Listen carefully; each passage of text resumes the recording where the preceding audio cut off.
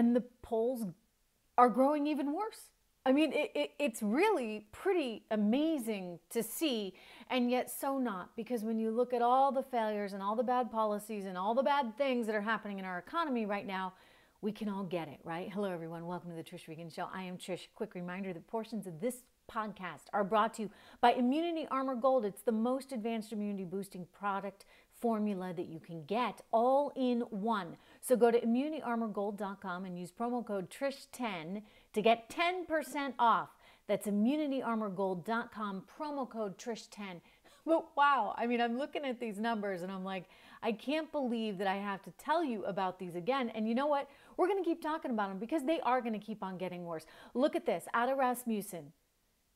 People, the majority of Americans are now rating Joe Biden on, frankly, the issue I consider the number one issue for all Americans, on the economy, as bad. Poor, technically, is the term. 51% of Americans now say Joe Biden is poor on economic issues. Only 34% say he's excellent or good.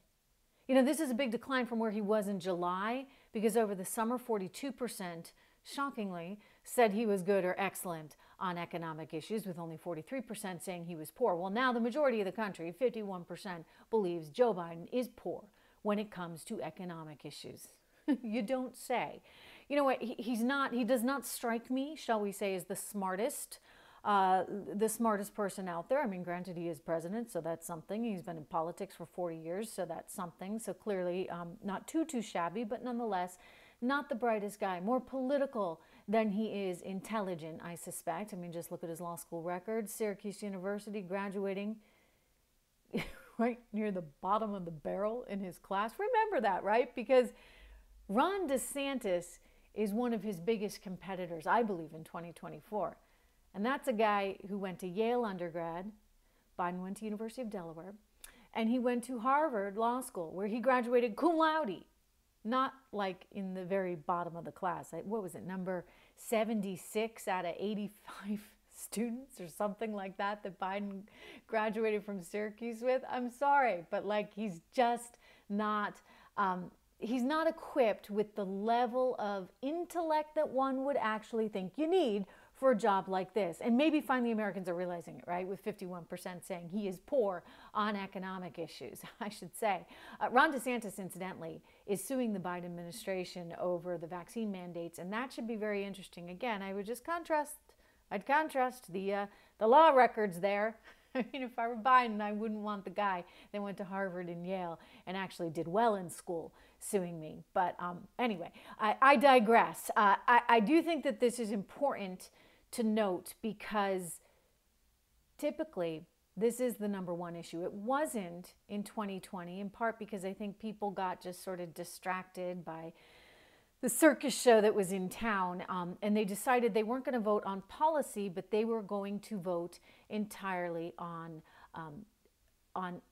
personality. And that's always something that I caution against, because I really do think that policy is the most important thing to be keeping an eye on. And you know, as we get closer to 24, I think that Ron DeSantis really will be in the mix. And this is somebody who I think has the chops, if you would, on the policy front, on intellectual front, to navigate some of these really treacherous things that are happening in the world right now. And I want to get to that because specifically, I want to talk a little bit about Venezuela. I want to talk about oil. I want to talk about the economy. But before we get to that, just a quick mention about Legacy Precious Metals, one of the great sponsors of this program.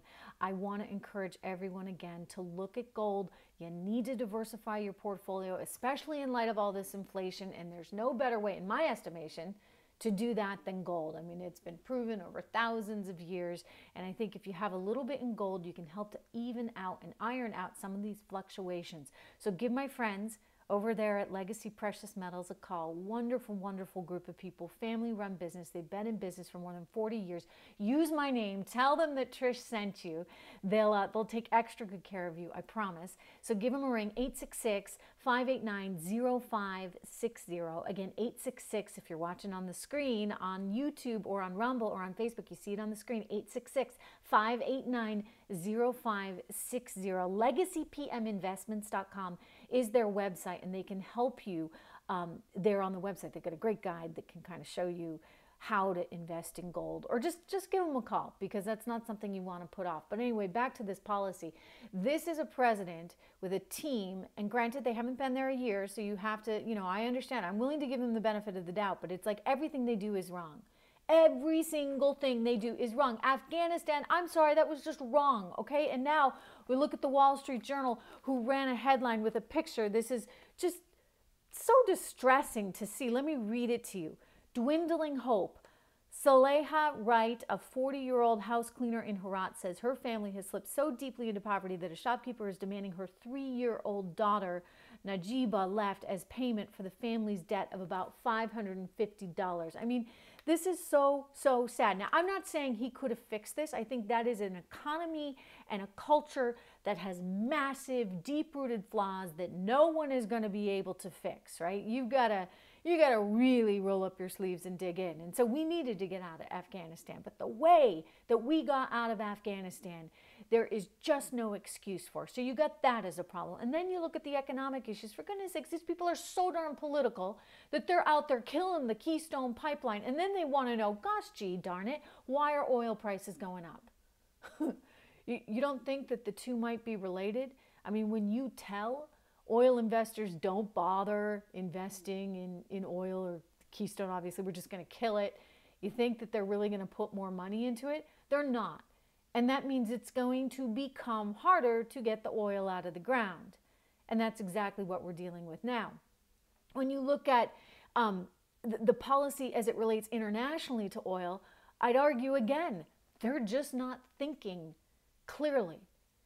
And I'm going to cite Venezuela in this, because you know me, I am a red-blooded American capitalist. I don't like the political process in Venezuela. I don't like the socialism, but I do recognize that that is a huge opportunity for us.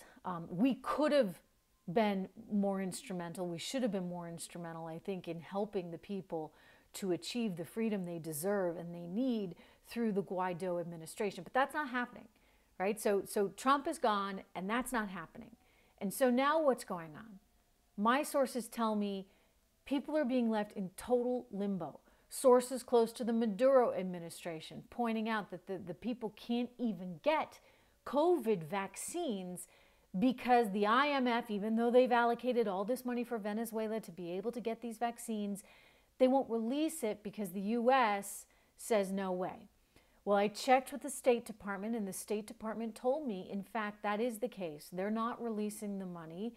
The IMF can't release the money because they're fearful the money would go into the wrong hands with the Maduro regime. And this is not a regime that we recognize. So, okay, we've got all these sanctions. We're not recognizing the regime. But guess what happens? It's the people that lose out. Venezuela just recorded the highest number of increased infection rates in all of South America. And their population, relative to all the other countries there, is far less vaccinated. So I understand, Biden wants to say, okay, well, we don't like Maduro, so we're not going to allow the people vaccines. I mean, I understand he doesn't like Maduro. I get that. But then you carry that forward, and you're taking it out on the people themselves. That's what's so hard here. And by the way, you've got trouble with oil, you've got higher oil prices, then why are you giving away all the oil fields in Venezuela to the Chinese and the Iranians and the Russians? And by the way, the Europeans. The Europeans have now announced that they're going to go in and they're going to monitor and they're going to watch the election process that's coming up in a matter of weeks in Venezuela. And so if they sign off on that, well, then the Venezuelans will be able to, I guess, to do business with the Europeans, the Russians, the Chinese, the Iranians. And where are we? This is our own darn hemisphere. Whatever happened to the Monroe Doctrine? Shouldn't we be kind of, calling a lot of the shots down there? Shouldn't we either be helping the opposition, in the case of Juan Guaido, to be in office, or if we're not going to do that, try and at least work with the country so that, the people that are so close to us, just, 3 hours from Miami, so that they're not struggling with such poverty and high COVID rates due to lack of vaccines, which we'd otherwise give them. It just seems so messed up. Everything about this administration, it's like, who's on first, guys? Like, can you figure your way out of a paper bag? You make these decisions like no Keystone, okay, we're going to have sanctions on Venezuela, but then you wonder why oil prices are as high as they are. And now you want to go, because it's a political nightmare, tap the strategic reserve that really should only be used in cases of emergency. You created the darn emergency, Joe Biden and the rest of the team. So circling back to the poll itself, yes, the majority of Americans now see Joe Biden as poor on the economy. 83% of Americans are worried about inflation. 83%. Well, they should be worried. And I don't know about those that aren't that worried, because let me tell you, it's here. Maybe they've invested in gold or Bitcoin or some counter product that's going to help them get through these challenging times. But a smart person would and should be worried about inflation right now. Just a quick reminder, do make sure that you subscribe to my podcast. I love having you here. Go to my website, trishintel.com. You can get my newsletter delivered directly to you free every single day. You can check out the Trish Regan store while you're there. Make sure you download this podcast on Apple iTunes and on Spotify. And again, get that free newsletter. It's important that we have a way to communicate. Do subscribe to this channel for me. Like the video on YouTube or Rumble. And know that I'll be back here again tomorrow, probably telling you about, again, another bad poll. But you know what? Americans, we're not stupid. I'll see you tomorrow.